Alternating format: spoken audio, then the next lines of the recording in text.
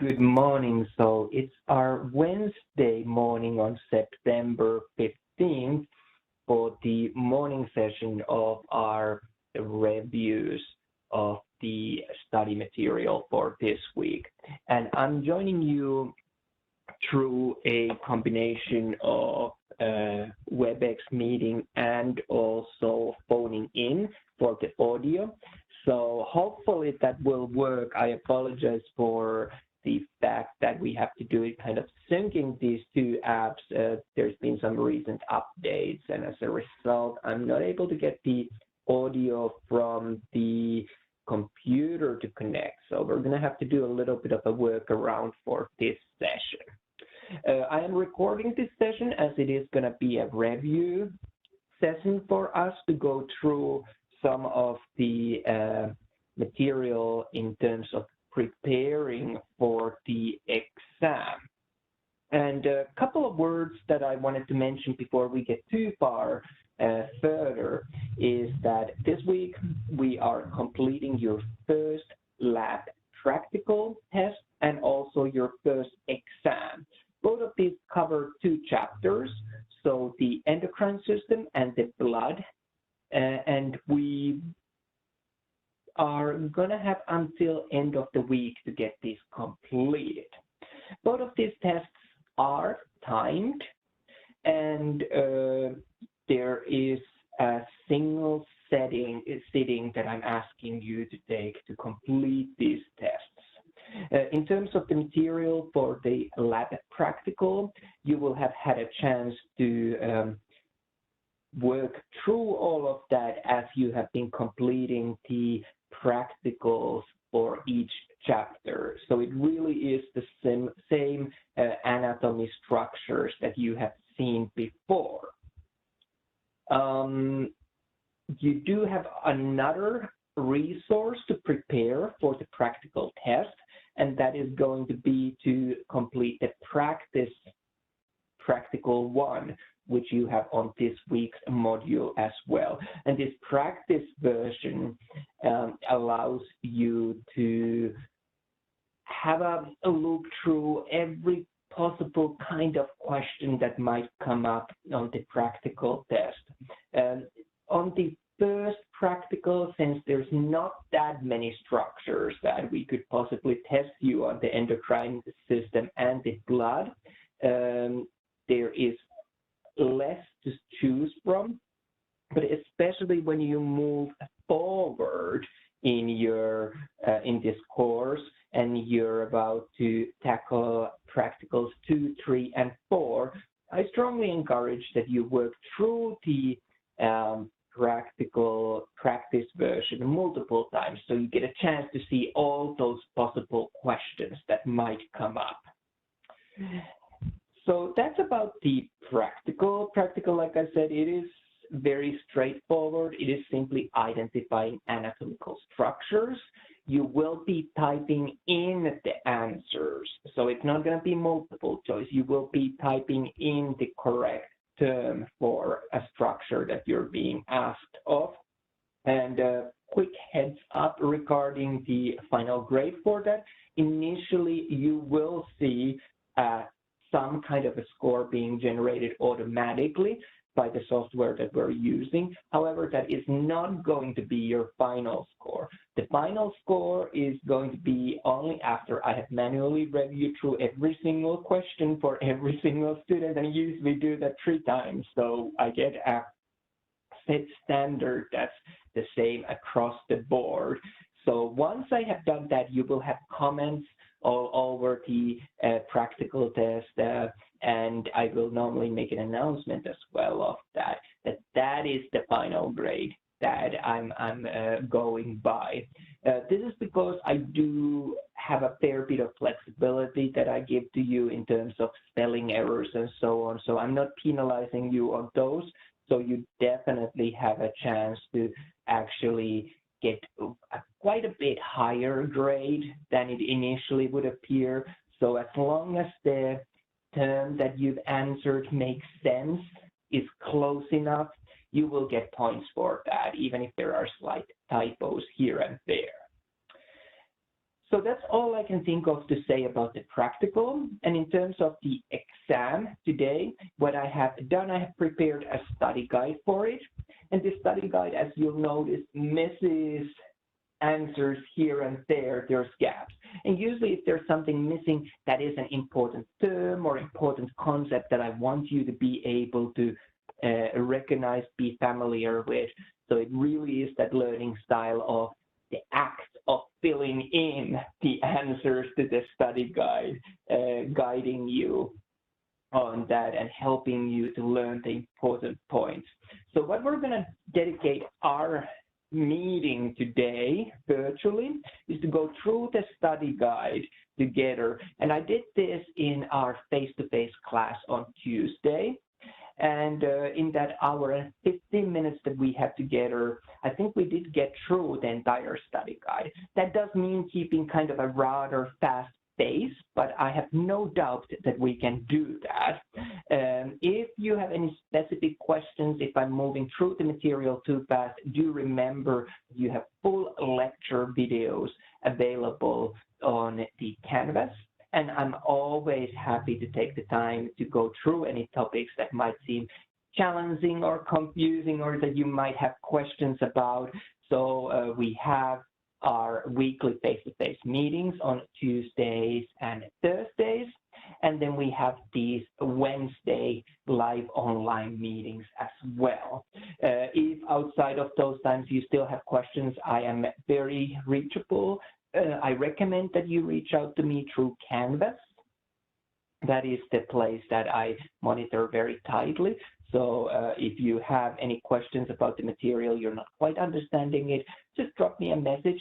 I'll either discuss that with you in writing, or more likely I will schedule one-on-one time with you based on your availability. And we can have a kind of a one-on-one office hours or tutoring, whatever you choose to call it, to make sure that all of the material that you're looking at, you're comfortable and understanding all of that.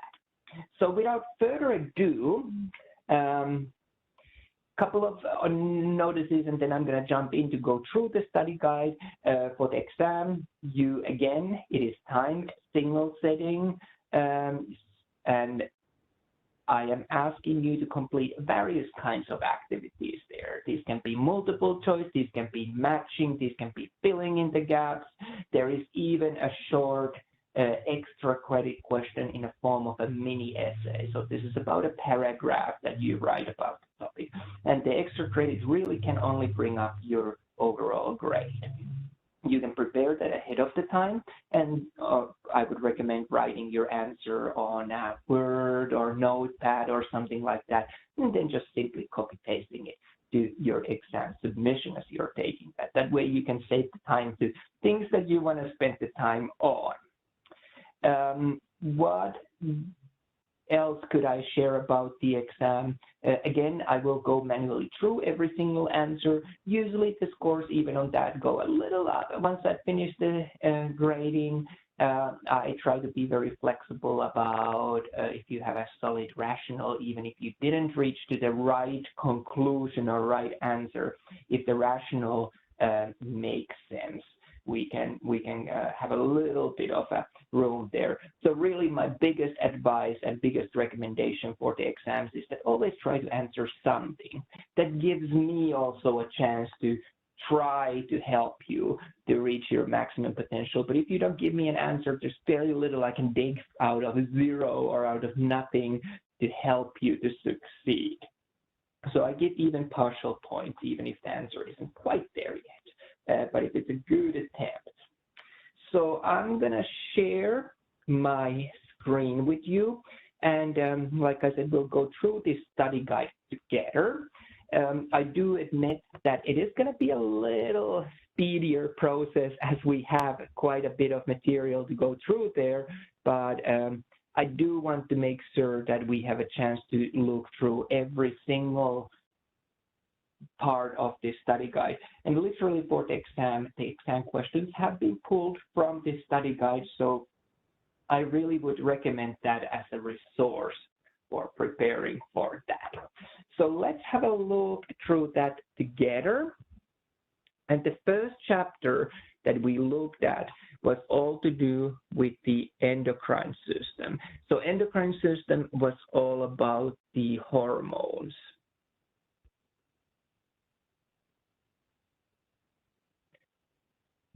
And let's have a look of the, you might have already gotten a good hang of my habit of approaching a study of AMP in a sense that I think it's important that we highlight the connections between the different systems that we're looking at. And we don't really get to do that enough, so I try to start every chapter with that.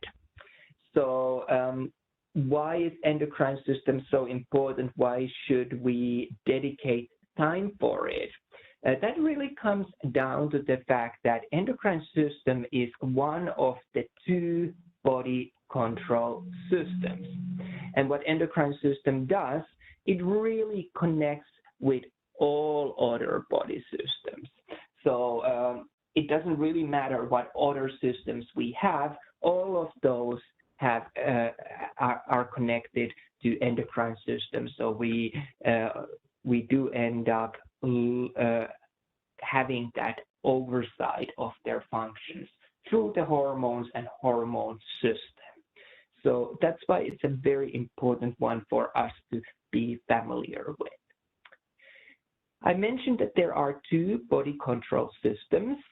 So, of course, the endocrine system, which we will be looking at this chapter, but also the nervous system. And we have talked about the nervous system at the end of your BIO201 course. So since both of these are control systems, if you wish, I think it's good to take a little bit of time to compare and contrast what's then same and what's especially different between these two control systems that oversee and regulate all other parts of the body. And let's start with the endocrine system. We have learned so far, since we are acting through hormones,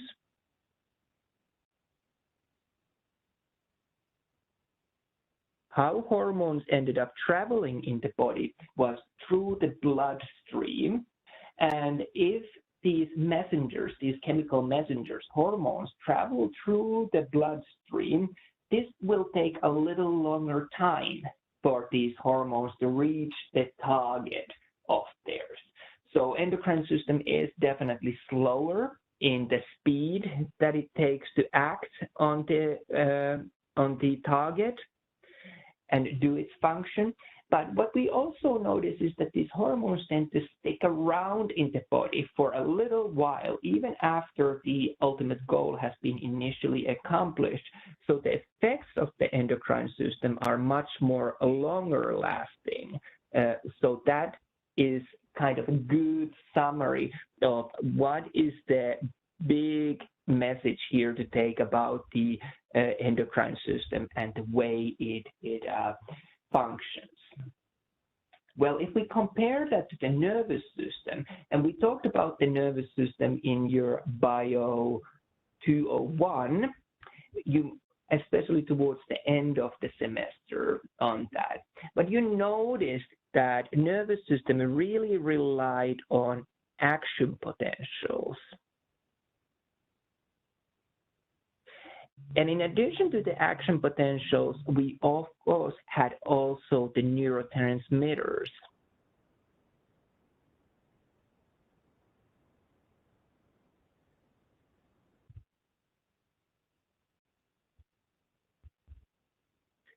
And you remember that neurotransmitters were these chemicals that we used to pass a message from end of one nerve cell to another.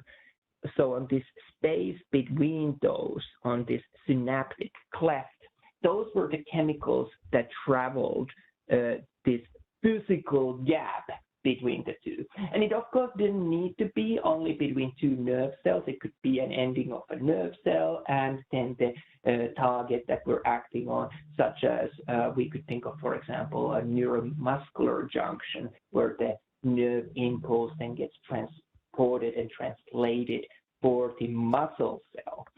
So this small gap, that area was covered by chemicals that are slightly similar to hormones.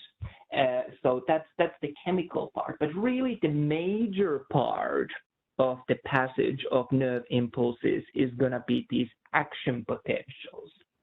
And if you remember action potentials, they were really electrical currents that pass through the nerve cell. And since these electrical currents travel through the nerve cell extremely fast, they also last around for a very short amount of time. So when the electrical impulse has passed, it is gone and the message is gone. So they don't linger around like endocrine system messages did. However, they are very immediate way of passing messages from one part of the body to another. So that would be the big difference between these two systems, and something that I really want you to be certain as we are getting on our path, so that we have this connection with the other body systems and this contrast and comparison with the second signaling system of the body. And having said all that, I think we're ready to move on to the next page, where we look at the field of endocrinology. And field of endocrinology really studied various things that go on with the endocrine system. So it is not going to be only the hormones themselves, it's going to be the organs that produce these hormones and also and release them, and also the organs that receive these hormones. So there's a lot more than just the hormones to be aware of. So endocrinology can also look at, for example, of interactions of hormones with other things and so on and so on. So even though the hormones is the key word on this chapter, do notice that the field of endocrinology looks far beyond just the hormones on themselves. Well, what we end up noticing is that endocrine system has many different kinds of functions, and I've listed some of them here. They relate to reproduction, growth, development, maintaining functions, regulation, defense processes, and so on and so on. This list is only a start. We could go much further. But really the big thing here to remember is, as you might remember, that hormones traveled through the blood. So these messages within the endocrine system really rely on getting the hormones to the blood, using the blood to circulate those hormones and deliver them to the targets. So that probably would be a great little piece of information to take on board from this introductory part. I do want to spend a little bit of time to just make sure that we are all comfortable and clear between the similarities and differences between the glands that we can have in the body. And of course, we are talking on this chapter about the endocrine glands. And let's have a look of few little things that we have to notice about them when we compare those to the generic glands that are not endocrine glands. So endocrine glands, as you remember, we do have this gland, but there's really the target where the secretions from this gland are traveling. The targets can be anywhere in the body at all. So the hormones are not necessarily locally acting. They might be going anywhere at all, and they actually do end up traveling to all parts of the body. So we describe the endocrine glands and the hormones traveling globally throughout the entire body. And how they do this is by going into the bloodstream. So these hormones get released to the blood. And what you end up finding is that these endocrine glands typically have a rich blood supply around them so that we're able to easily release those hormones to the blood. And then within the blood, like I said, they travel to any and all parts of the body that might be targets for us. So if nothing else, if you're trying to make sense what I'm trying to show with this little diagram, it is really showing just the gland and the hormones being released to the blood on that area. So remember, bloodstream is where the secretions are released, or secretions travel through the bloodstream, if you wish, if that just sounds better to you, and they act throughout the entire body. So the site of action can be really anywhere in the body for endocrine system glands. Well, let's compare that to these glands that we might be more familiar with. And we have heard about the exocrine glands in the past. And really, I think that by looking at the differences between exocrine glands and endocrine glands, the endocrine glands start to make much more sense. So here, what I'm sketching is an exocrine gland. This gland could be really many different things. It could be, for example, producing sweat as a sweat gland, or it could be a tear gland, a lacrimal gland that makes your little tears, or it could be a salivary gland, and we have actually 3 different kinds of salivary glands that we're focusing on this course. So it could be many different things. But the big thing to notice here is that an exocrine gland, and I didn't mean to do that, so pardon me.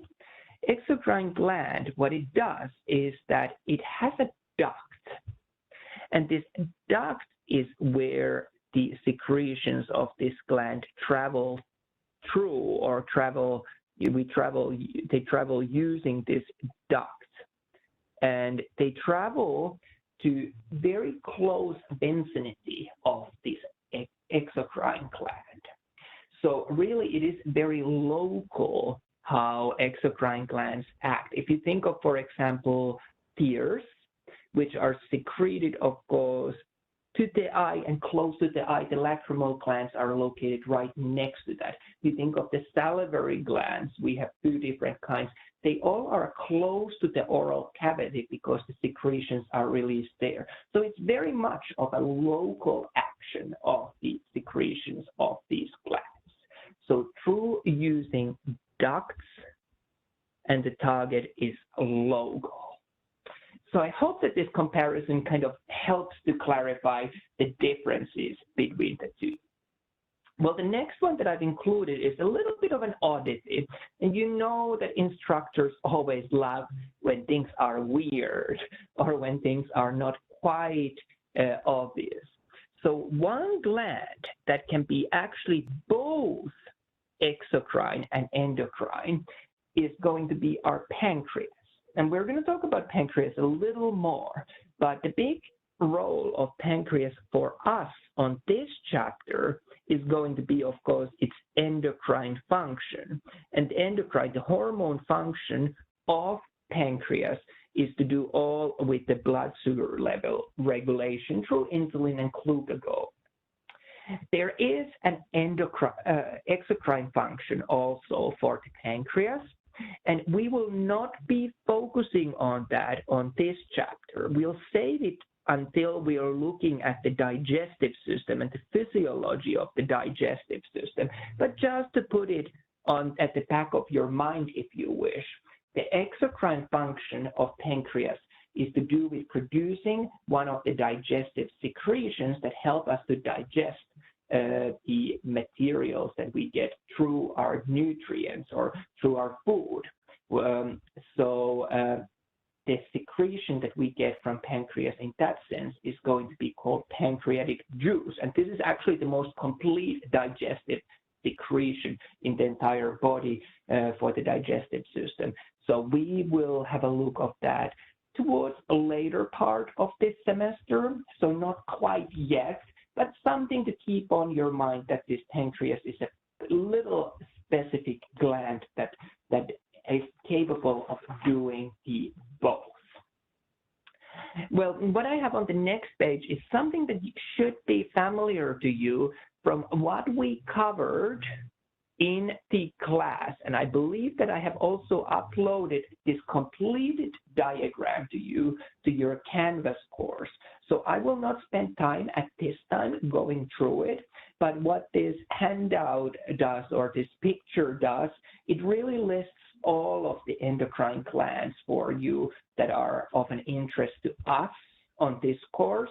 It names them, it talks about the most important hormones, most important hormonal secretions that they do, and their functions. So it's a really good, quick way to kind of have a handy reference that you can turn to if you're wanting to have a quick look through that, okay, what were the key ones that I needed to know? Of course, it doesn't include everything, but it includes everything that I think is important for you and that you would need to know for the purposes of our classes. And having said that, we are going to go through all of these, but we're not going to use this diagram since we've already done it. Let's not do that again. And you can find it, as I said, from the learning management system. What I'm going to do instead, I'm going to use this study guide to go through the most important structures that were also covered there. And I think we can jump right to the first one of these. And the first one of these that I want to discuss with you is going to be our hypothalamus. Hypothalamus is often known as a master gland, if you wish. And by being a master gland, I mean that it controls pretty much all other endocrine system glands. So it really is the place where we're starting when we're reviewing the functions of the endocrine system. And if you remember, hypothalamus was this structure within the brain located below the thalamus, so hypo to that, and that is receiving neural impulses from other parts of the brain, that then these neural impulses are what trigger the actions of the hypothalamus to work. If you want to describe it in one way or simplify it, you can consider hypothalamus really as the control gland of everything else in the nervous system, or in the endocrine system, pardon me. Well, let's have a look of another structure that's directly related to our hypothalamus. So located immediately inferior to that, below to that, you will end up finding first a little stalk that connects to this gland that we're going to talk next. And this gland that we're going to talk next is going to be our pituitary gland. So there is a physical connection between our hypothalamus and our pituitary gland. And this physical connection, this stalk that I referred to, is known as our infundibulum. So that connects the two to one another. And what we have there, we have a combination. There is nervous tissue that carries signals, but there's also rich blood supply that carries signals to other parts. So it's a way for these two parts to have that communication pathway for messages to be passed. So I colored in our pituitary gland to this diagram underneath, if you wish. And just to highlight the structure that we were talking about, the infundibulum, that would be this part here, connecting the two. Well, what we end up finding with the pituitary gland is, interestingly, that this is where the form and function complement each other. So we end up finding that the pituitary gland can be divided into two parts. And these two parts, not only there's an anatomical difference, but there is also a physiological difference. So we have a posterior lobe of the pituitary, and we also have an anterior lobe. And the functions of these two are significantly distinct, significantly different. So what we end up finding with the posterior lobe of the pituitary gland is that there is a direct neural connection to that. So nerve impulses can travel from hypothalamus to the posterior lobe down this stalk that we discussed about. And if we need to look at what would be the most important things to notice about the posterior lobe of the pituitary gland, there's two hormones that I want to highlight in particular. And let's have a look of those. Well, these hormones are, first of all, let me change that. And instead, I'm going to jump here. These two hormones that I want to discuss about are going to be our oxytocin.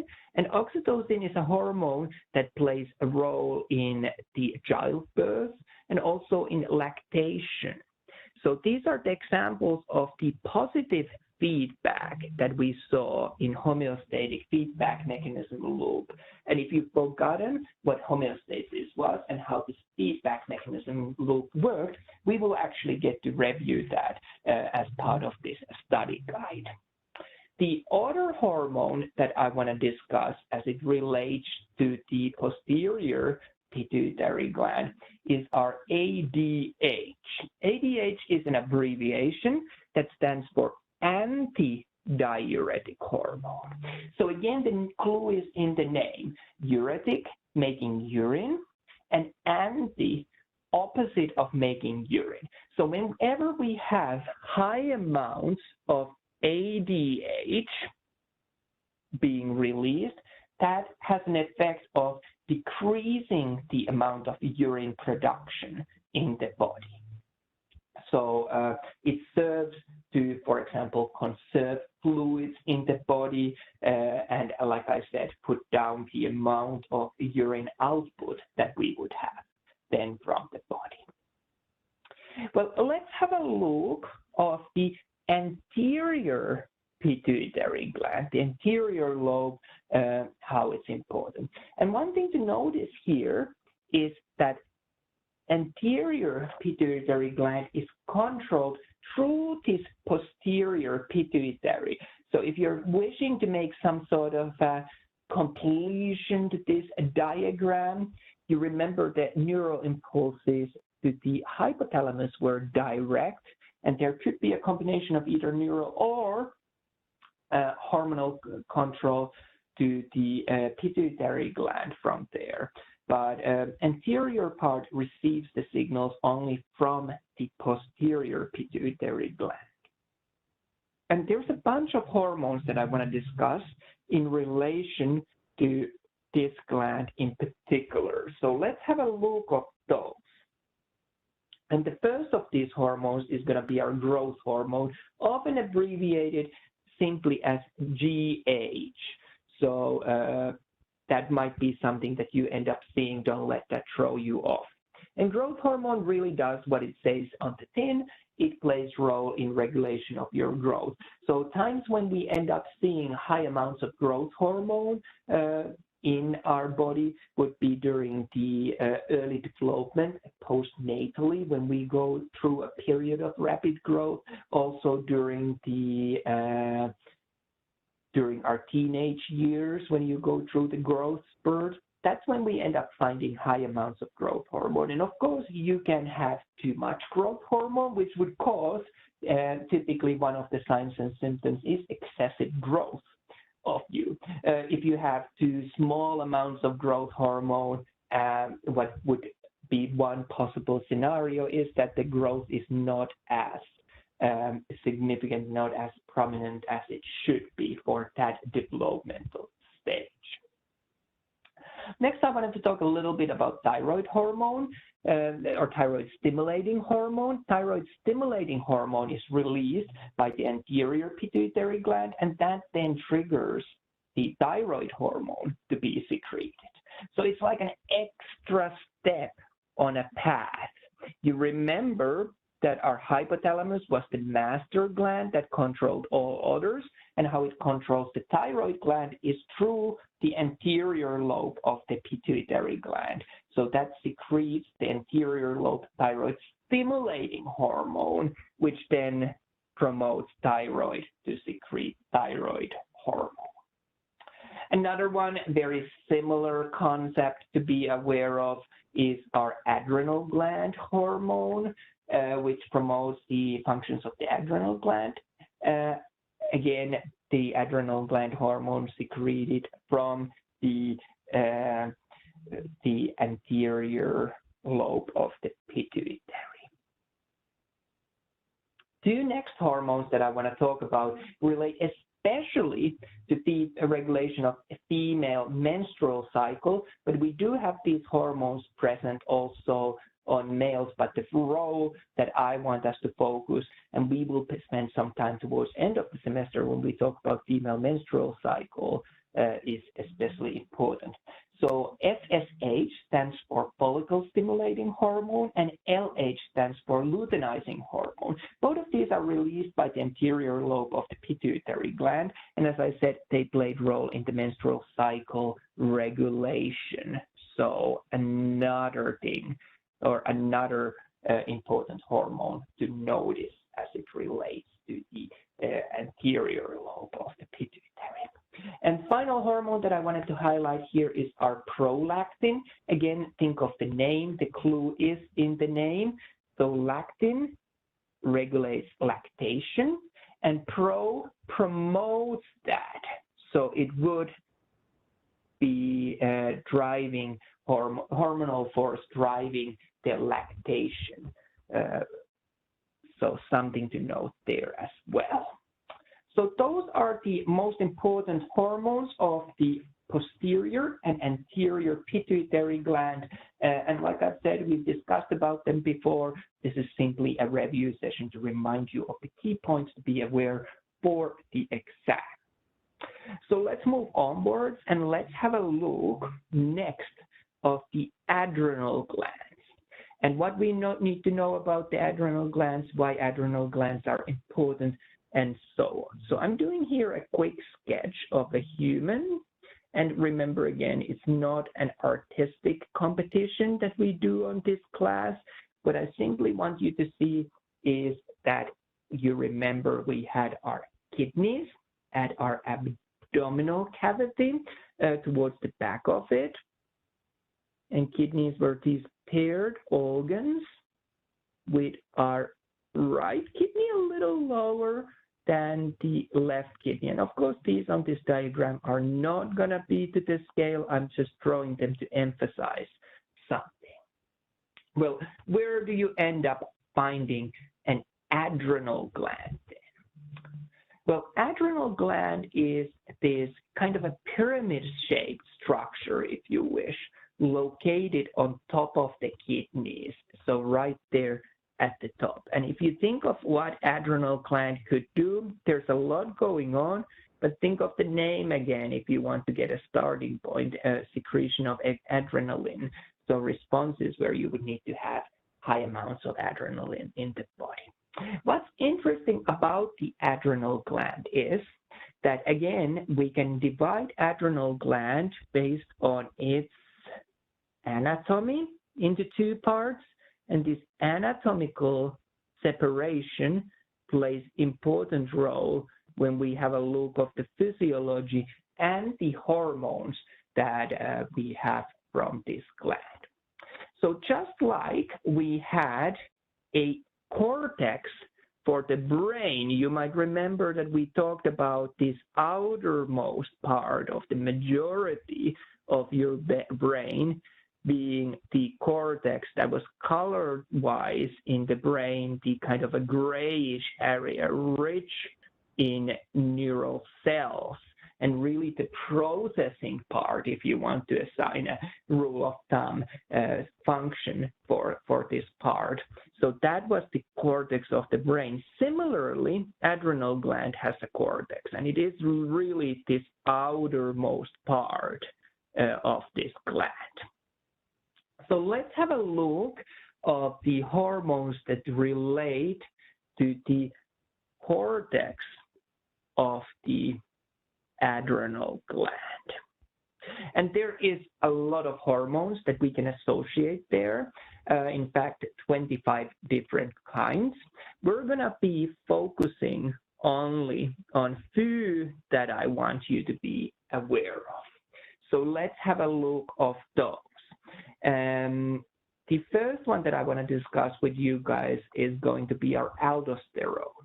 So aldosterone serves many different functions, regulating the functions of the kidney, energy production through the ATPase, blood pressure regulation, regulating the plasma concentration, controlling the urination, and so on.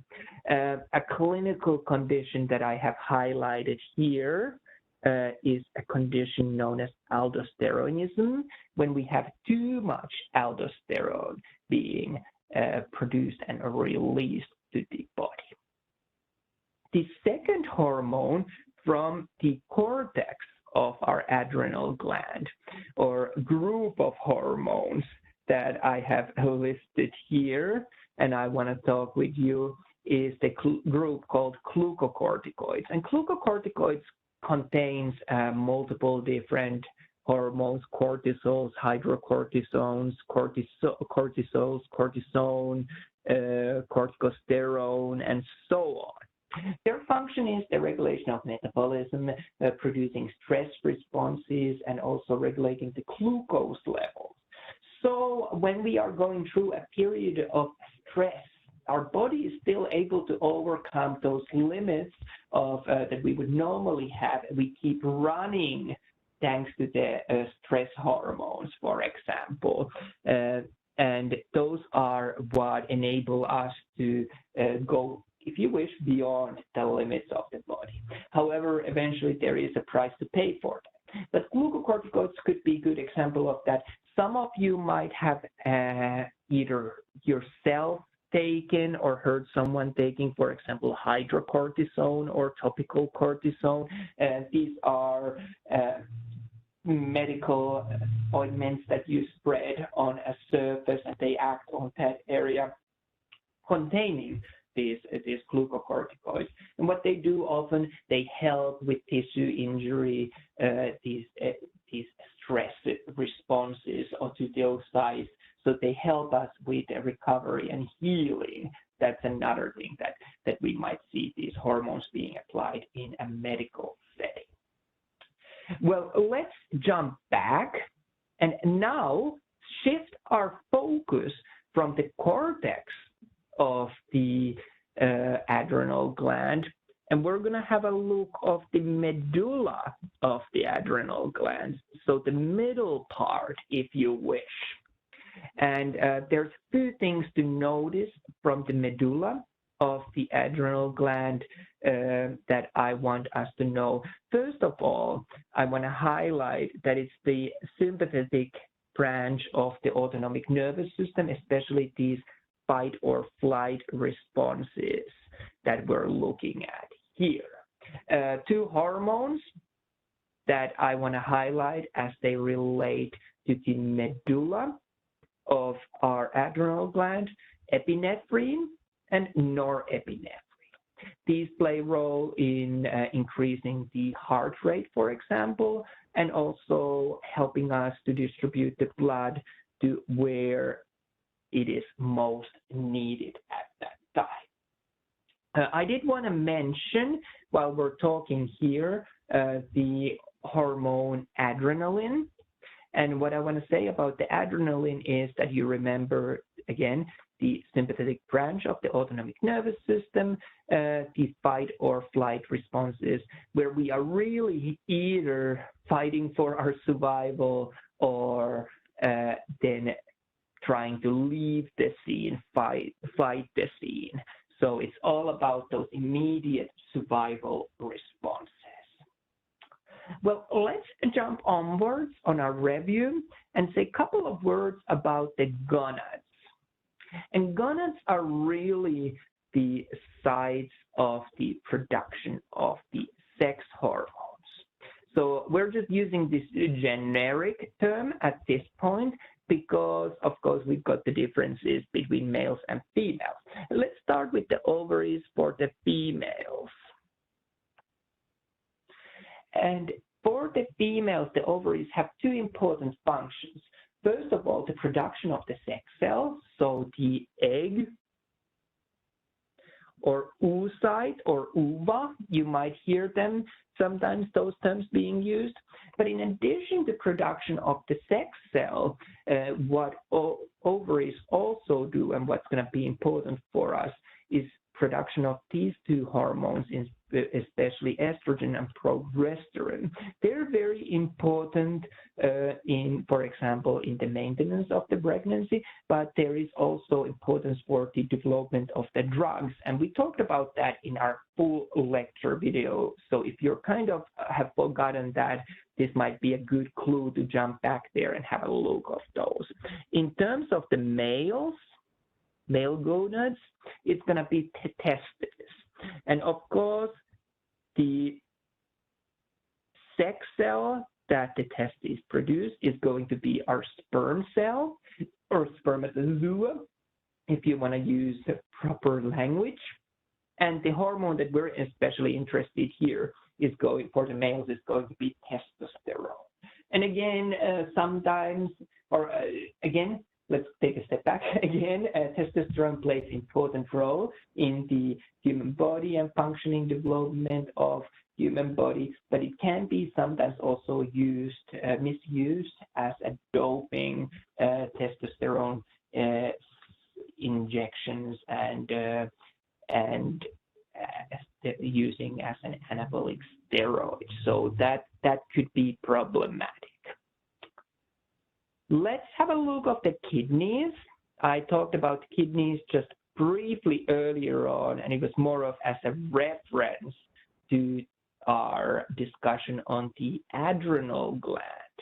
But we can jump back and have a look at the kidneys on their own when it comes to the endocrine system. And you don't really become a kidney doctor or you don't do kidney science. The term that we prefer to use, and that's more scientific, is that we talk about renal. So you might be studying renal sciences or you go to see a renal doctor. And that term renal actually leads us to talk about the hormone that's going to be important for us then, renin. And we'll have a look of the renin very briefly at this point, but we'll have a chance to talk about renin more later on our course when we look at the urinary system in a greater detail. But what renin does and what kidneys really do is all to do with the blood pressure regulation. So yes, they do produce the urine, filter the blood to get things such as uric acid away from or urea away from our blood. But really the main function that I want us to focus on as it relates to this and two chapters that we have looked and we will look at is the regulation of the blood pressure. I think the next page is the last one of this summary of different endocrine organs. So let's continue and jump in there. I'm going to try to kind of pick up a pace a little bit so we can keep roughly within the timeline that I had on mind. And let's talk about leptin. Leptin is a little bit more challenging in a sense that we don't have a single organ that we would go for where the leptin is being produced from. It really is from the adipose tissues. So fat cells, fat tissues. And what leptin does, it is an important appetite control regulator. So it controls how hungry we feel or might not feel. And we saw some of the examples during the class. I showed you examples of two mice. Other one had their leptin production or receptors removed, and these mice just kept eating and eating, so they became excessively obese. They will literally eat themselves to death.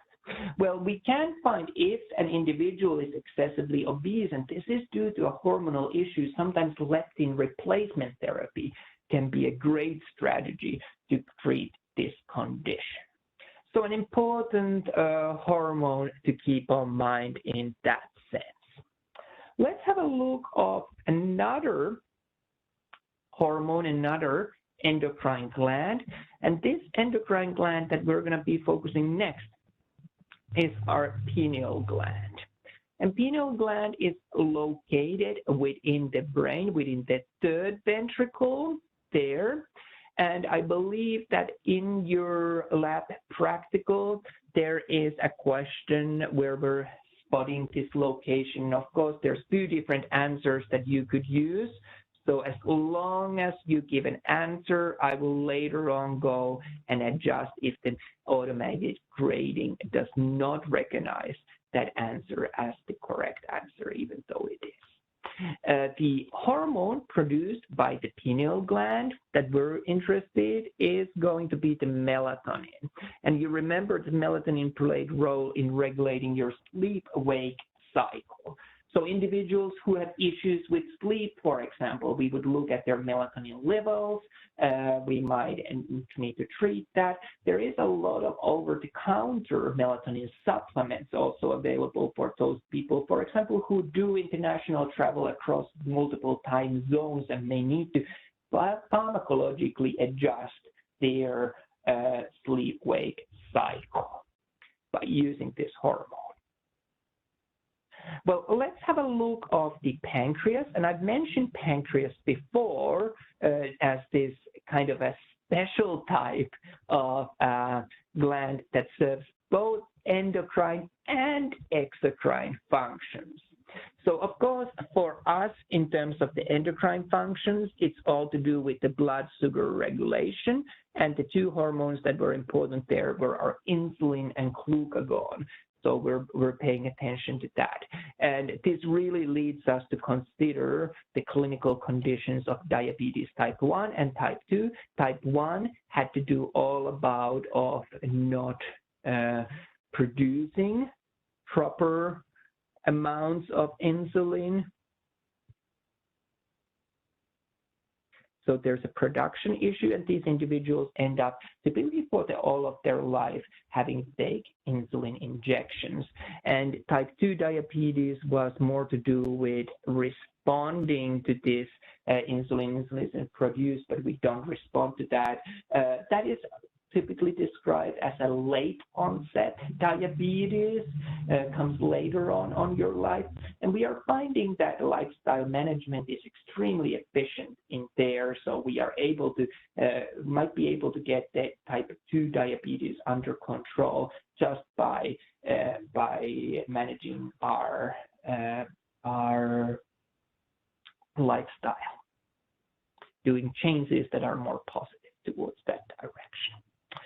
I don't think we've talked about the thyroid gland yet, and we will talk about thyroid gland in just a second. But there is another set of glands within the thyroid gland that I want us to look at. So rather than the thyroid on its own that I'm trying to sketch here, again, remember these are simply sketches, not anatomically fully accurate drawings, but within the thyroid gland, we can find these tiny, I would describe them yellow or orangey dots. And these dots are our parathyroids, so little glands embedded in there. And why parathyroids are important for us is that they produce then our parathyroid hormone. And where do we see parathyroid hormone playing a role? Well, one important one would be calcium homeostasis. And calcium really plays a role in all parts of the body. So it is one of those that we just keep running into when we're studying the various physiological processes. Calcium is really, really quite an important one. Some of the clinical effects, kidney urine production, intestines, digestion, skeleton strength, not surprisingly, if you think of calcium playing a role there, and also with the vitamin D activation. So I guess that what I'm wanting to say here, for example, with the vitamin D, is that it's not just enough to get all the things that we need from the diet. We also need to be able to process those and activate them as needed. So that's what I wanted to say about the parathyroid glands. Let's jump to talk quickly about thymus. Thymus is another gland that's worth of noting. We're going to be talking about thymus a little bit more when we end up talking about our immune system. But thymus is where the T cells go to mature. So that's what the T cells are named after, the site of maturation, which will be now the thymus. An interesting thing as an anatomist for me that I always find fascinating when I operate on catheters or when I do dissections is that thymus shrinks over age, and when we get to the adults and older individuals, it is going to be really hard to find physically the thymus on their body, because over time that gets replaced with adipose tissue and connective tissue.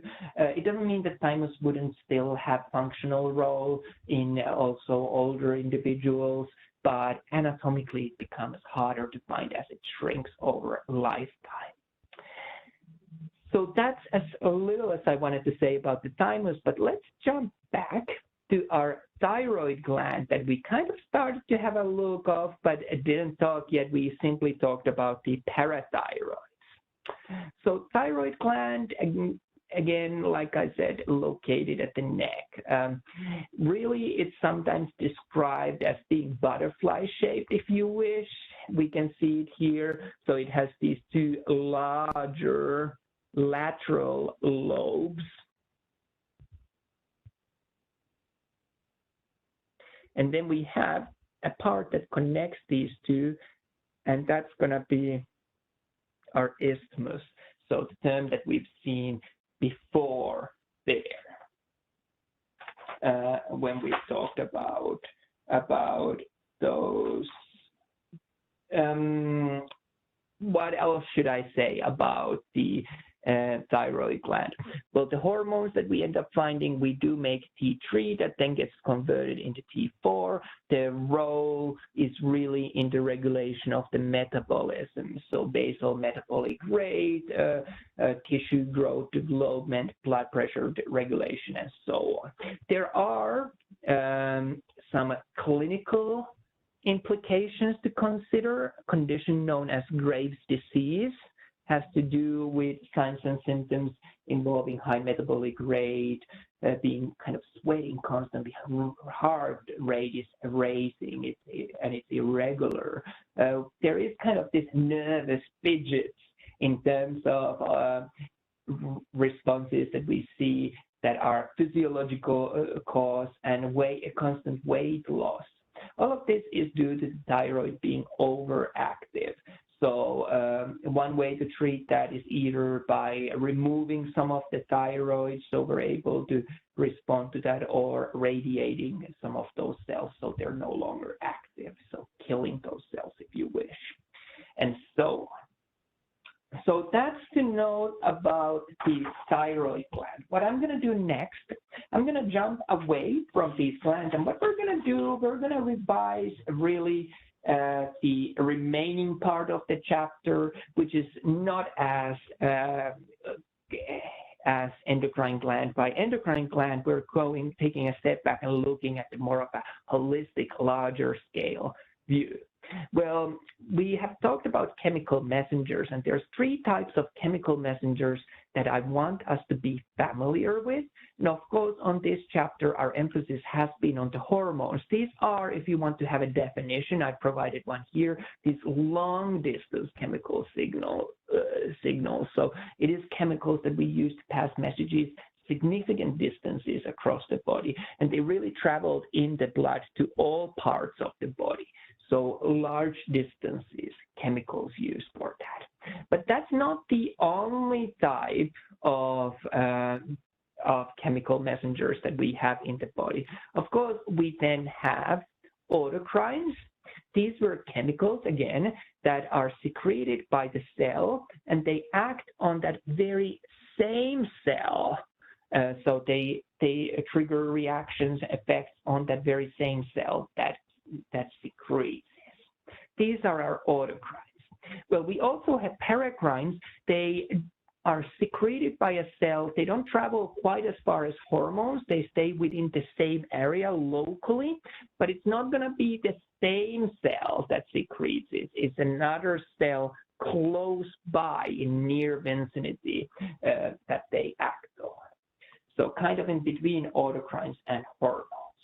So I do think I have a question about this. On the exam, I'm asking you to match the definitions with the terms.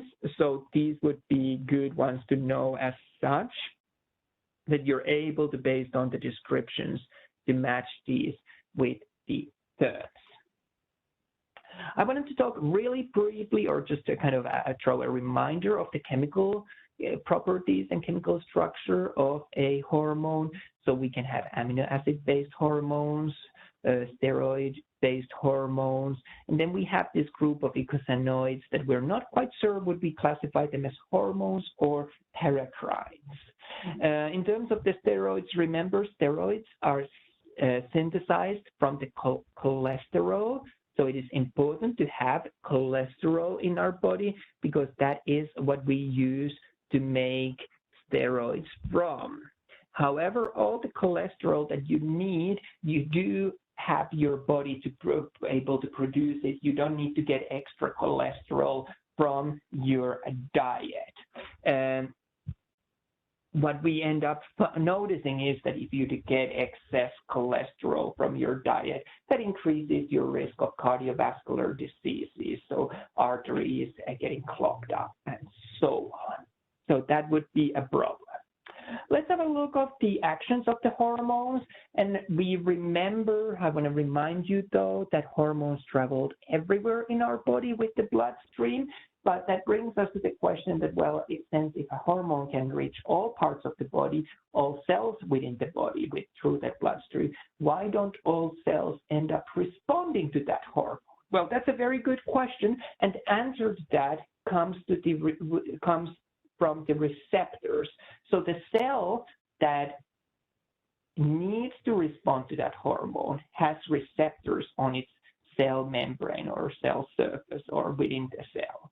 So it was this kind of a key and a lock mechanism, if you remember, that the receptor must be a fit with the hormone, and they really need to be a correct fit for a reaction to occur. Not every hormone can act on every receptor. And what ends up happening typically is that when there is this correct binding, that then triggers some kind of a change in the target cell's activity. And these can be many different kinds of changes that can happen, but that's kind of the secondary story there for us at this point. The key is that it needs to be a correct match. Another thing that I wanted to mention at this point as we're talking about the hormones is that some of the hormones are water-soluble. So water-soluble hormones, what we end up noticing from them, there is a little bit of a trouble with these in terms of their ultimate goal. So if we here have a cell, and remember this is the cell membrane that I'm drawing here, the nucleus somewhere in the middle, and then we had these hormones secreted by the endocrine gland, And you remember that these hormones traveled within the bloodstream to all parts of the body, including this target cell that we see here. So this is our bloodstream where the hormone travels.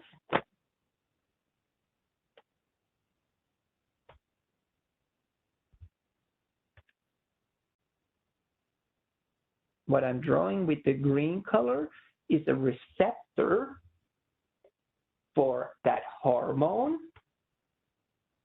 And if we are talking about water-soluble hormones, now they are being released, travel within the blood. They are not able to pass the cell through the cell membrane. Instead, they need to act on receptors that are located at the plasma membrane, so outside layer of the cell. Because if you remember, the cell membrane was made of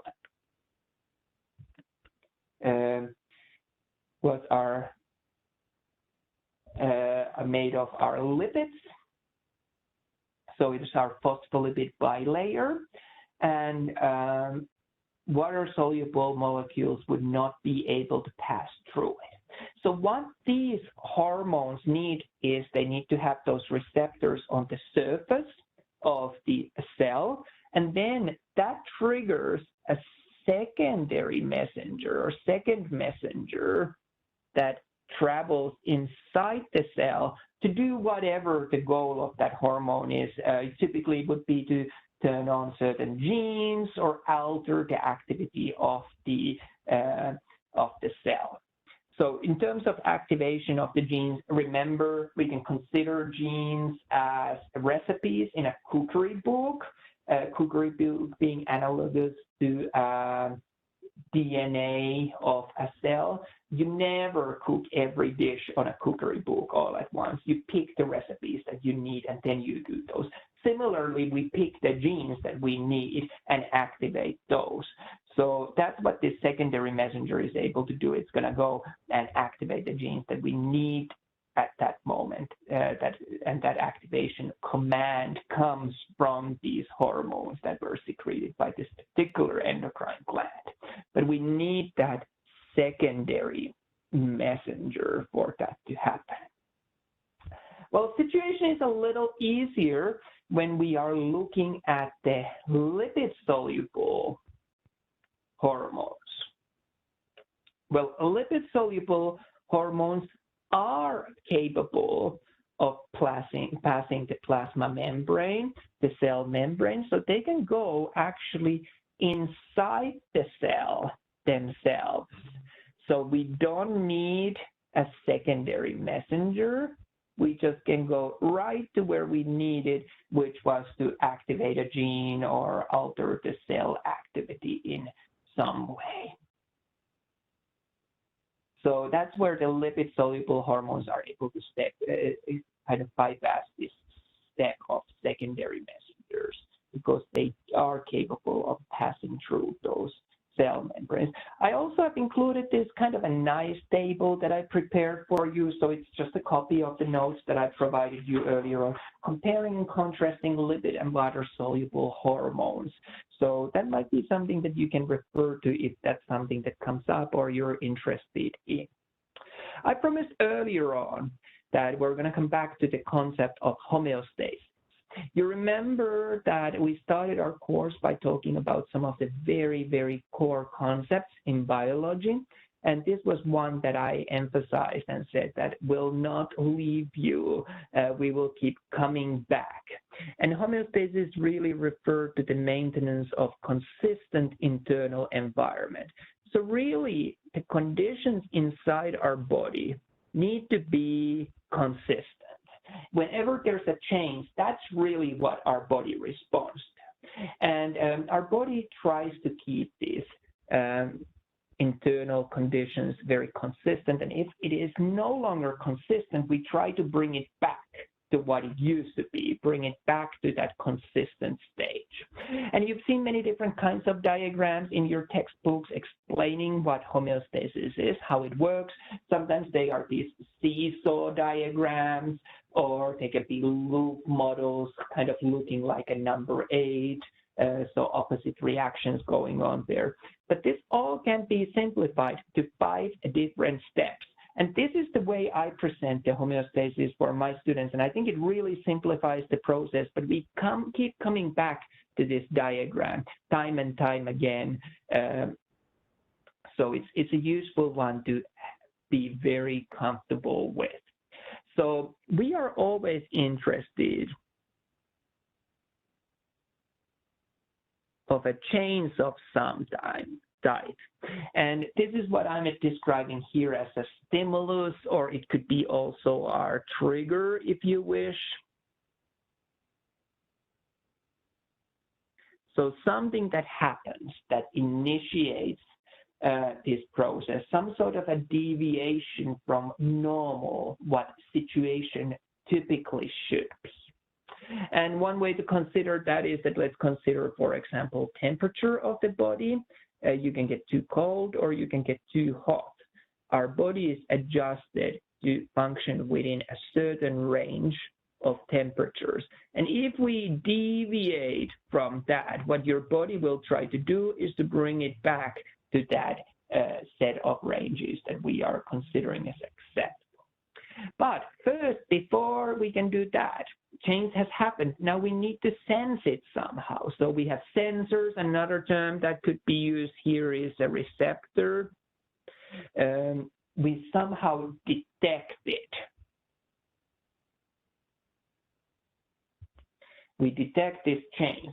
And we have many different kinds of sensors that depends on what we're looking at, what we're talking about. But at this point, as long as you know that we are detecting this change somehow. Well, this message, the sensor itself, does nothing else but recognize that a change has happened. This message needs to be passed to the control center. And that is typically our brain. And within the brain, we have this set point, and set point was what I've talked about earlier on as this range of acceptable values. If you consider, for example, this temperature discussion, it's like the little box on the wall that you have for AC, where we have the highest and lowest acceptable value. If we're staying between those, we're okay. But if we go beyond those, then the AC or heater turns on and tries to bring that temperature back to those acceptable values. Well, once we have now this change, this stimulus of some kind happening, we've detected that, we pass the message to the control center where it's being compared to the set point. Now, if we are noticing that it is off from the set point, we need to act on it. And this is where the effectors step in, or some sort of a response is being generated. And the goal of this response is typically this, to stop a change from happening.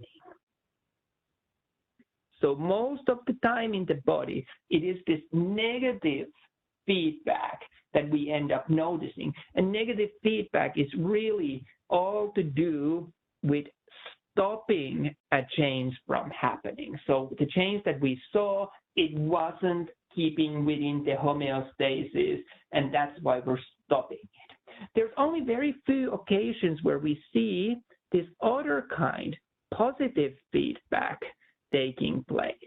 And the 3 examples that I can think of where we see this are childbirth, blood clotting, and lactation. So what positive feedback means that we have this change, is that we have this change happening, and after detecting it, analyzing, the effect that we're choosing to have is to promote that change to happen even more. So it is rare for this to happen.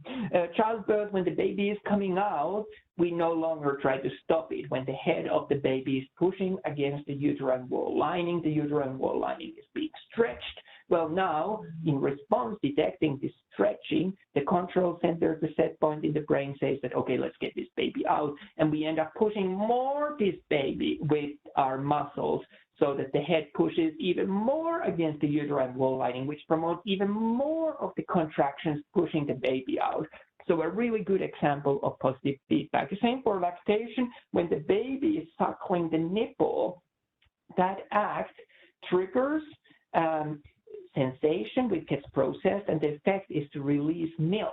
And when the baby suckles more of this nipple in response to the milk that it received, even more milk is being secreted. So again, this positive feedback loop. And blood clotting as cap formation would be an example of this positive feedback loop again, another one. But most of the homeostatic mechanism loop responses are going to be negative ones that we end up finding in the body. So it's rare to find these positive feedback responses. So what can be behind the release of hormones? Well, hormone release can be triggered either by nervous system, so some sort of a neural impulse telling our endocrine glands that now we should release hormones, or it can be due to certain levels of chemicals in our body, nutrients, other hormones, that then triggers this release. So two different ways for that to happen. I want to say a couple of words about the target cells. So we had a look of those receptors within the target cell. So let's have a look of that just briefly. There's really three different things that play a role here. First of all, the response that we get is dependent on how much of hormone we have in the blood. So the amount of the hormone. Also, the numbers of receptors for that hormone become important. So do we have a lot of hormone? Do we have little hormone? Do we have a lot of receptors or little receptors? And the third thing that plays role is really this binding strength between the two. So how tightly the hormone and receptor actually bind together. So there's many varying values that could play a role there. So that might have an impact on how much of an effect we have. Well, kind of looking back to the two first points that we talked about, the amounts of hormone in the blood and the number of receptors. Well, we can respond to various situations in various different ways. If we have low hormone levels, so there's not a lot of hormone circulating around, but we would really want to get a bigger response to that. One way to respond to that is by making more receptors. So for that little amount that we have, we do have a lot of receptors, so we can definitely get that binding happening. This would be known as upregulation. The opposite event, known as downregulation, is when we have high hormone levels, and to deal with that, we are now decreasing the number of receptors that are present. So now we are seeing an example of the downregulation taking place. Well, let's say a couple of words about the hormones and how they circulate around. So they can circulate around in the body, free in the blood, but we also talked earlier on our chapter about the blood, about the fact that blood is excellent in terms of having many different kinds of carriers and so on. So hormones can also bind to various different carriers, plasma, other elements of the blood to be transported there. Concentration of the hormones, well, how much hormone we have, that is really a balance between how much we release hormone and how much we inactivate it. So if we release the same amount as gets inactivated, the amount of hormone remains constant in the body. If there is more released or less released, or more of it removed or less of it removed, then there would be changes on the overall amount of hormone. What structures play a role in the removal of the hormones? Various enzymes, kidneys, liver are important for that.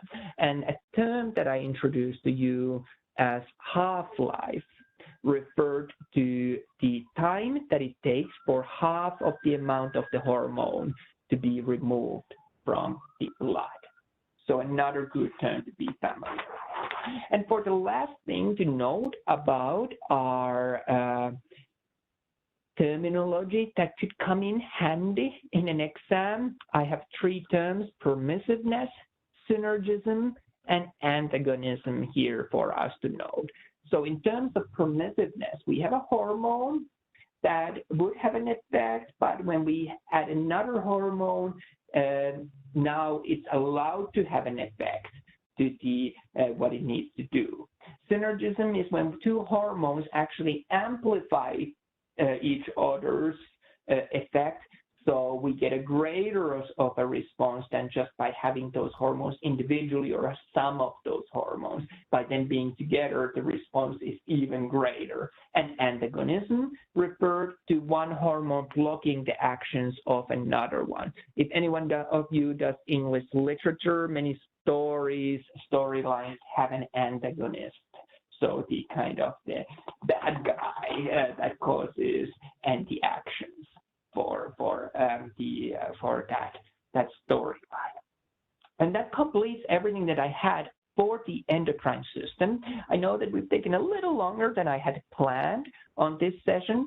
What I'm going to do, regardless, I'm still going to go through the review of the material on the chapter of blood, because I think it's going to be a little quicker to go through. It isn't in number of pages quite as significant. It is important though. So what I'm going to do now, I'm going to pause our recording just for a second and get a charger and get us set up. And then I'm going to come back and we're going to wrap up last things that we want to notice about the rest of the review of this study guide. So I'll see you in just a second. Okay, and welcome back. I think we're going to wrap up the last chapter of this study guide. So without further ado, I'm just jumping to the next page where we start talking about the chapter 17, which was all to do about the blood. So that's what we're going to be focusing on this part. And as always, you know that I like to start by making a little bit of connections between the system that we're looking, or topic that we're looking, with the other systems. And over the next three chapters, chapters 17, 18, and 19, we cover the cardiovascular system. And cardiovascular system really can be divided into portions, but all of these portions work together. So on this chapter, we looked at the blood, which is really the transport media for media that we used in this system. In addition, we do need, though, to have something driving that blood onwards within the system, and that's going to be the heart. That is kind of an engine or a pump, if you wish, driving the movement of the blood. And then the human cardiovascular system is a closed loop system. So if we do a quick sketch, this might be our heart that pumps the blood to move around in this loop, and this loop is closed, so everything kind of just circles in there.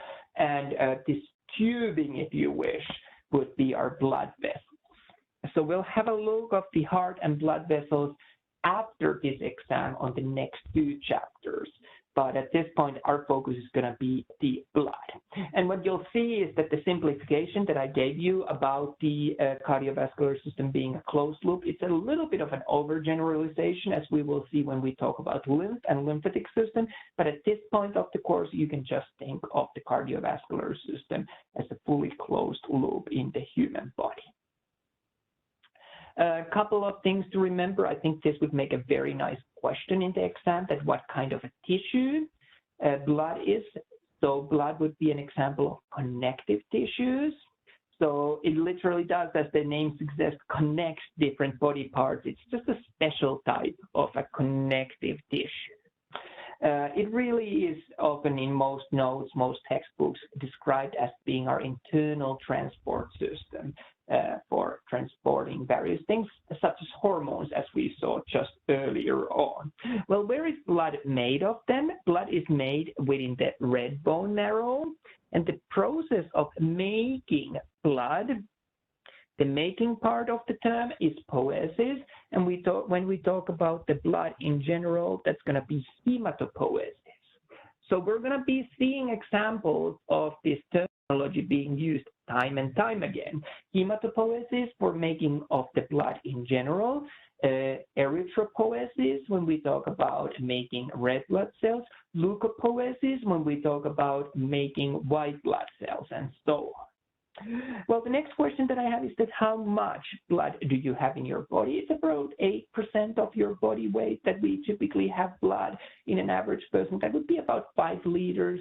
I'm trying at the back of my mind to think how that would compare to gallons. I think that we're looking of short of 2 gallons. So not a huge amount. We often end up being surprised that there's not really that much blood in the body when we really think about it. But that blood gets circulated time and time again, so we use that blood very efficiently. The reason why blood is so important, probably one of the most important diagnostic tools for us and the tools that we use in clinical practice, is that simply by drawing blood from the patient and analyzing that blood, we get a great deal of information about that patient's well-being and condition. I saw recently a study where it said that as much as 70% of clinical decision-making in general practice is based on analyzing the blood work. And if you now know all about the endocrine system, the hormones, we remember really sampling blood gives us a snapshot of the entire body because hormones were traveling around with that blood to all parts of the body. The same goes for infections. If there's an infection somewhere in the body, we will be able to see it in the blood work. We might not know exactly where it is, but we know that there's an infection. So that kind of steers our clinical decision-making towards that direction. So really important thing for us to do to have an understanding of the blood and how to analyze that. 3 functions that I want you to be aware of as it comes to the blood and the roles of the blood. First of all, blood is an excellent transport media. It transports many things such as our respiratory gases, nutrients, waste products, and also, of course, hormones that we just saw in the previous chapter. But that's not all that the blood does. The regulatory function of the blood relates to regulating the, for example, fluid concentration in different parts of the body. Blood makes it easy to move fluids from one part of the body to another. We are also able to regulate the heat concentration, so maintain the body heat within acceptable range. Body pH is maintained within the 0.1 units, so very narrow range. So there's a lot that the blood really allows us to do. One more thing that I do want to talk about is the protective function of the blood. When we talk about the immunity, being able to respond to pathogens, we're going to talk about all that when we talk about our immune system. And especially white blood cells on this chapter. So we see that blood has also protective function. Also stopping us from bleeding to death. So blood clotting could be considered as an example of the protective functions of the blood. So all of these reasons mean that blood is really important and we should know something about it. And what we're going to do next, and what's the main bulk of this chapter, is to actually look at what blood is made of and all of those elements one by one. Well, how are we able to find these elements that the blood is made of? It is a very simple process. We draw the blood sample from individuals. So we take the blood sample, we put it into a centrifuge that rotates it so that the different components of the blood, based on their weight, get separated to different layers. So really this spinning in centrifuge is going to be an important method, an important process. So let's have a look at the different elements that make up the blood. So majority of the blood, and I'm going to draw here for us a little test tube. And on this test tube, we have blood that has been separated to different levels based on that process of centrifuging it, which will then move it to different distinct layers. And we're going to start with the first component of blood, which is a little more than half of all of the blood. So just a little more than half, about 55% of the blood is made of plasma. So what is plasma? This is really the matrix of the blood. Everything else that is part of the blood is suspended into this plasma.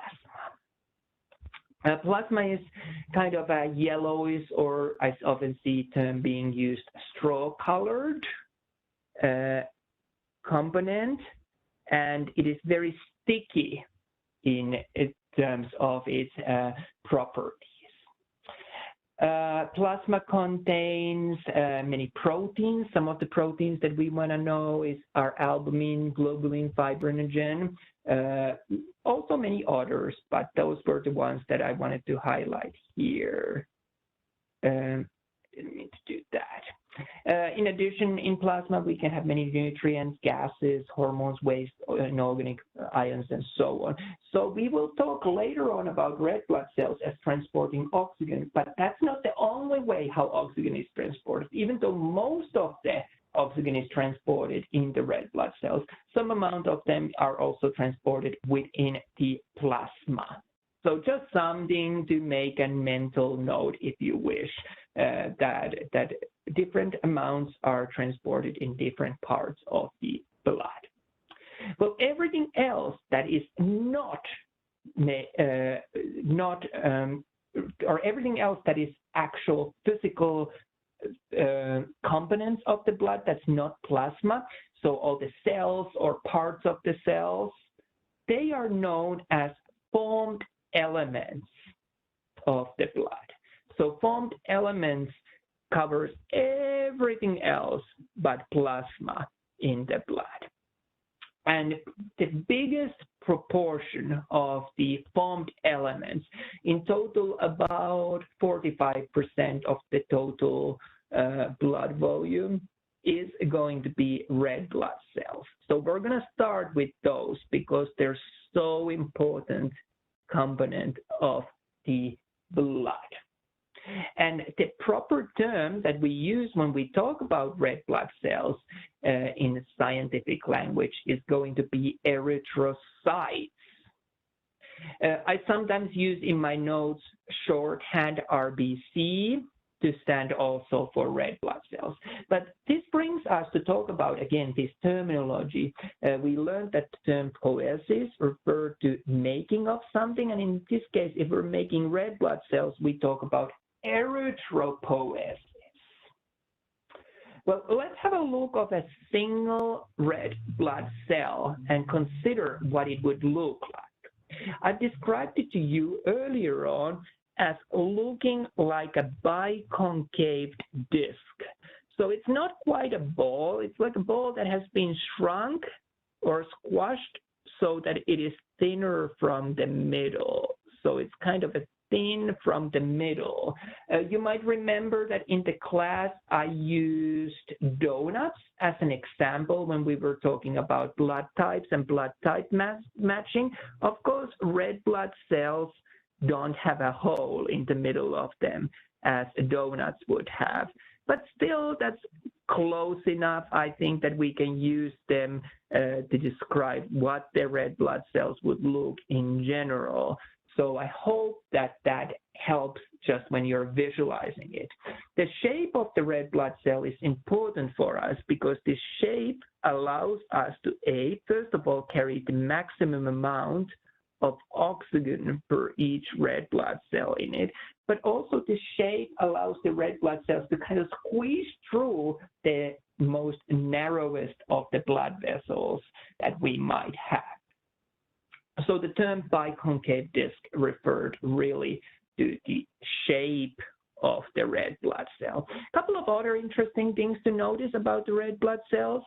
They are anucleate, which means that there is no nucleus in a red blood cell. Well, this might throw you off since we've talked about that all cells must have a nucleus. You don't have a cell without a nucleus. Well, red blood cells do have a nucleus at one stage of their development, but later on, before they become mature, the nucleus does get removed from there. Same happens also for all other cell organelles within the red blood cell. And you might wonder, why would this be good? Well, this is good because if you think of the function of the red blood cell to be transporting stuff, if the red blood cell would have a nucleus and a lot of other cell organelles, all of those would require also resources for them to function.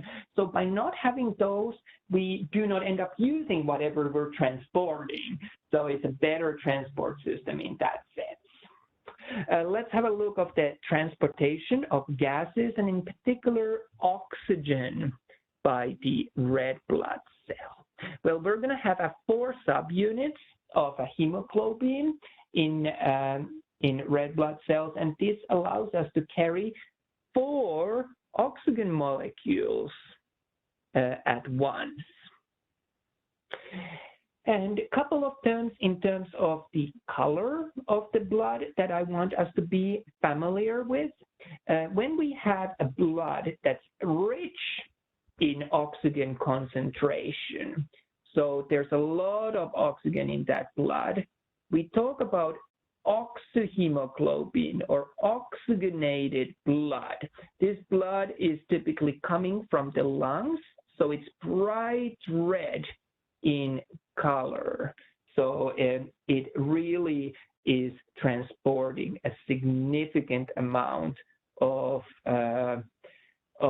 oxygen. So that can be seen in the color on its own of the blood. Often in textbooks, we just draw it as bright red. Well, the other color that we sometimes end up seeing when we talk about the blood, and in this case about the blood that has very little oxygen on it. So this blood would be coming back from rest of the body back towards the heart and towards the lungs. So it's deoxygenated, small amount of oxygen. This blood is oxygen poor, if you wish. We often symbolize it as being, I didn't mean to do that. We symbolize it as being blue in color. That's not quite accurate. Really, blood is not blue. It's kind of this darker, more purplish color. But for the sake of simplification and doing diagrams, remember that when we talk about oxygen-rich blood, it's bright red. And when we talk about deoxygenated blood, it's often shown as blue, but that's kind of more of the darker purplish color than blue. But we use these colors, especially when we get to talk about the heart, to color code for this difference between these types of bloods. If anyone's colorblind, do let me know, and I'll make sure to, rather than using colors, to use some sort of a pattern or texture to separate between these two. So I don't want you to be struggling and trying to figure out what I'm talking. Let me know. I'm here to help. Another thing that's worth of noting when we talk about the hemoglobin in the red blood cell is that if we have carbon monoxide, so that gets abbreviated as CO, carbon monoxide actually ends up taking the place of the oxygen in the hemoglobin. So it binds to hemoglobin and cannot be removed by oxygen, so it takes the place of the oxygen. And in this way, it really blocks the oxygen from being transported. So if you do have carbon monoxide poisoning, that's a very common way of loss of life poisonings in certain parts of Europe where we use not so fancy gas boilers, or if something doesn't burn completely, we have a fireplace and we close the fireplace connection to the chimney too early. There's still some burning, but it's not complete burning taking place. Carbon monoxide is being released to the air, and that ends up taking the place of oxygen in the blood. You really get drowsy, sleepy, headachy, fall asleep, and you might die of that, simply being suffocated by the lack of oxygen to your tissues. Interestingly, your cigarette smoke contains to a certain amount of carbon monoxide as well, so it might not be a good idea to smoke. Just putting it out there for you to consider. Let's talk about the red blood cells and production of the red blood cell when there's issues with that. So if we have too little red blood cells being produced, we talk about you being hypoxic. And then again, if we have too great amount of red blood cells in the blood is very viscose, very viscose in terms of its properties. The hormone that we have seen as it relates to the blood and control of the production of the red blood cells is EPO. So we talked about erythropoietin in the hormone chapter. And what we end up noticing is that erythropoietin increases the production of red blood cell. So high amount of EPO in the blood leads into a lot of red blood cells being produced. So this can be used as a doping. So athletes, for example, could have EPO injected into their body, which then would, in theory, cause more red blood cells being produced. In theory, the logic is that if you have more red blood cells, you're able to transport more oxygen to your muscles. And at that fine difference between winning and losing competition, by having more oxygen to your muscle tissues, you're able to get that little bit more out of them and beat your competition. Well, you doing this by injecting EPO is considered as doping, and it's not allowed. However, if you go and live in high altitude for a while, your body will end up producing more EPO naturally.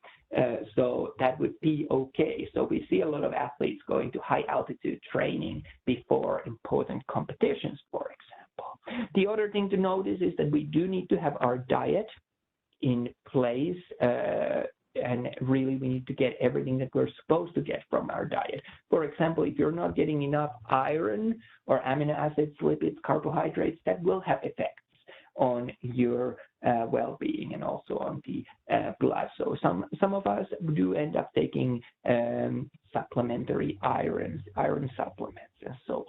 Red blood cells last in a body about 100 to 120 days, and once their life cycle is open, they get broken into its components, heme, iron, and globin, and these can be reused to make new red blood cells. So we recycle what we can on these as well. Clinical disorder that I want to talk with you about as it relates to the red blood cells is a condition of anemia. Anemia refers to having, I didn't mean to do that. Anemia refers to having low amount of oxygen in your blood. So if you're anemic, you're short of oxygen. Some of the typical signs and symptoms of being anemic, you would tend to feel tired or have breathing issues, chilly, cold, and so on. Well, the reasons why you may, and what I'm drawing is in anticipation of something that we're going to talk in a second. Reasons why you might become anemic is that you might be losing a lot of blood, and through that you're losing also red blood cells, so that would not be great. Or alternatively, your production of the red blood cells is insufficient, so you're not making enough red blood cells. That would be a problem as well, that, hey, we're just not doing what we're supposed to be doing. Or we might be removing too much red blood cells from the body. So that would be problematic as well. So many issues that could be of a concern for us and could result in anemia, the too small amounts of oxygen in your body. Well, a condition, in a specific condition, a specific case of anemia that I want to speak with you is going to be sickle cell anemia. And what we end up seeing in sickle cell anemia is that now this is a genetic disorder, so there's one base error in your DNA, and this one base error will cause one amino acid to be wrong in the protein that we're making. And as a result of that, it has a significant result to the shape of the red blood cell that results. If you remember back here, we saw the typical shape of a healthy red blood cell, this biconcave disc, kind of flattened ball, if you wish. Well, now our sickled red blood cell is kind of a crescent moon shaped. This has significant issues. So we're not able to carry as much oxygen anymore on this red blood cell, and these sickled shaped red blood cells have a tendency of getting caught in the most narrow blood vessels. So it would not be great. You're now anemic, you're starved of oxygen, you have low amounts of oxygen, you're getting these blood cells being stuck on places where they shouldn't. Well, we end up finding that sickle cell anemia is most prominent amongst the individuals who are from or whose ancestors are from sub-Saharan Africa. Well, why is sickle cell anemia common amongst these individuals? It turns out that there's something else that's common amongst these area or this geographical area, and that is the malaria parasite is very common there. Well, malaria is a parasite malaria parasite needs to enter red blood cell as part of its life cycle to go into the red blood cell and multiply there and so on. Well, turns out that if you have a malaria parasite, even though it's able to enter into normal red blood cell, it is not able to enter into sickled red blood cell. It just simply cannot get into this blood cell. So you could say in a way that having a sickle cell disease protects you against malaria. So is it a disadvantage or is it actually an advantage? I'll let you make your own judgment of that. What I want to share with this story is really highlighting that evolution works in a very smart way, sometimes a little smarter than we ourselves are able to reason out things. So it might be that it is an evolutionary advantage to have sickle cell anemia at the sub-Saharan African areas. And in fact, this is your extra credit question in the exam. So if you want to earn extra points, you will not lose any points if you don't answer the extra credit question, but if you're looking to get those little extra points to just ace this exam, do remember that this is something that I'm going to ask at the very end of the exam.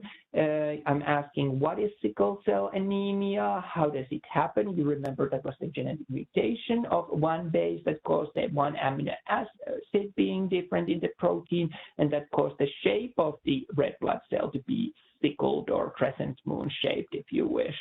And this had, what are the consequences of that? This had a consequence of lesser oxygen being able to be transported in these sickled red blood cells. And why does this matter? Well, this matters because then you would have all these signs and symptoms of being anemic. However, I'm asking, could it be beneficial in any way? It could, because we noticed that malaria is especially common in the areas where sickle cell disease is common as well. So by having sickle cell disease, you might be able to protect yourself against the malaria, because malaria parasite needed to get in to the red blood cells. So that would be an explanation of why it might be beneficial to have this condition. So that's your extra question. You can prepare it on a notepad or Word ahead of the time and just copy paste your answer. I'm looking for one short paragraph, maybe 4 or 5 sentences on that for full marks. And the extra question can bring up your overall grade for an exam by about 1 letter grade. So there's a good chance for you to ace it on that. So something to take on account if you're interested. I'm chasing after that A grade or maximum score that you can get. We have 2 other components of blood that I want to discuss.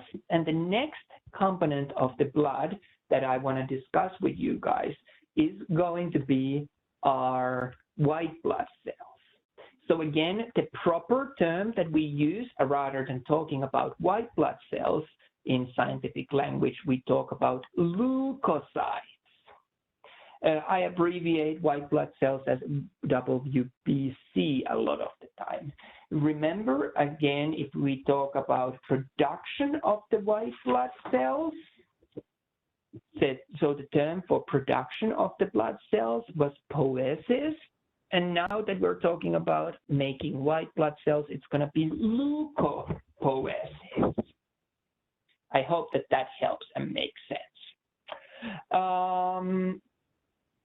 There is going to be less than 1% of the total volume of the blood of white blood cells. So I'm going to add them here on our diagram of the components of what we see of the blood after spinning. It forms this kind of a white plug buffy coat, which is the term that we use for it, in combination with the platelets between the plasma and the erythrocytes. So less than 1% of the total volume of the blood is white blood cells. The function of the white blood in our body against various different kinds of pathogens. So that's the role.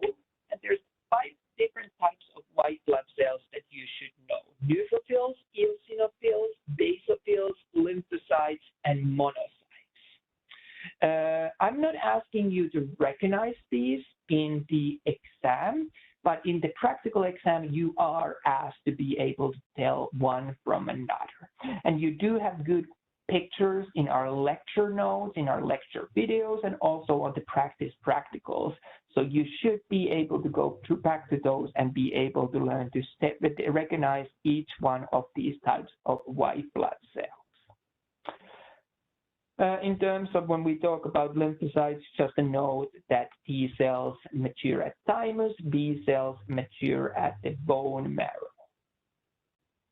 So anyone who was taking notes on their study guide, the 5 different types of white blood cells that I'm looking for you to be able to recognize in the practical are neutrophils, which are the most common ones, eosinophils, basophils, lymphocytes, and monocytes. And one of the questions that I do have for you in the exam is that, okay, I will give you these white blood cells, but I'm asking you to rank them or put them in order from most common to least common. And that brings us to this mnemonic, never let monkeys eat bananas.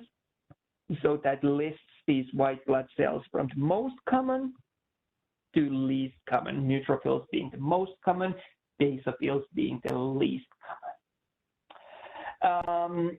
Couple of clinical conditions, clinical things to note. If you do have an overproduction of the white blood cells, we end up talking about leukemia, underproduction, abnormally low amount of white blood cells, leukopenia.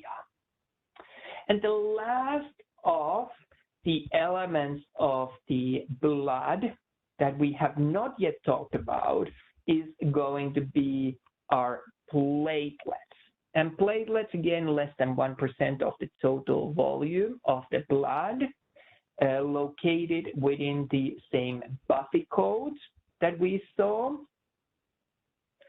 And they are not actually complete cells. They're just fragments of cells, and their function is really all to do with clotting of the blood, formation of blood clots, formation of scabs, and so on. They live only for 10 days, these cell fragments in the blood, and they need to be then replaced. There are individuals, myself, who do have a lack of bleeding disorders would be something of a concern in those cases. In terms of the blood typing, we talked about that earlier on, who you can donate blood and who can donate blood to you. Well, we spent quite a bit of time on the lab paying attention to that. So at this time, for the sake of the interest of time, I'm not going to go through it again. You do have great resources for looking through those. You remember, if you could combine blood from the donor and recipient, there will not be agglutination taking place. It is okay to mix these bloods. There will be no stranger danger, if you remember our discussion. That's not a concern. These ones could mix. However, if you try to mix blood types that were not meant to be mixed, what happened was that an agglutination reaction took place. And this was when the red blood cells clumped together, and this would be a problem. This would be problematic. We don't want this kind of a reaction taking place. So these are the blood types that you cannot mix between each other. And we went through step by step how to generate this table on our review of the lecture material, but also of the lab material. So I'm going to assume that you feel fairly comfortable about those. If not, go back to those notes. What I do want to highlight here is that when we talk about our universal recipient, what blood type is able to receive blood from anyone else, that is going to be our blood type AB. Individuals with blood type AB can receive blood from anyone at all. And any individual whose blood type is O, your blood can be donated to anyone at all without any of these adverse reactions of agglutination taking place. So you're considered as a universal donor. So that was our ABO blood typing. We did talk very briefly about also of the Rh positivity and Rh negativity. The big point that I want you to take away from this is that you remember that this became a problem only during second pregnancy if there had been a reaction. So the mothers and babies, child mixing together and formation of antibodies. This would be because if this has happened now, the mother's body will start rejecting the baby, and that would be a problem for us. And that's as much detail as I want you to know about Rh positive, Rh negative conditions. And that concludes our review of this study guide. I hope that you have found it useful. Really, every single question that you will see in the exam part of this test week is going to be from this study guide. So something that you might find helpful. I will make this recording available for you. And of course, if I do have someone joining me for the evening session, we will go through this again or go through whatever you feel that would be useful for you. If I don't have anyone joining me, I will simply provide you this same recording available again for you to review. That completes everything I had planned for this session for us to look at. I thank you for joining me, and I hope you have a very good rest of the week.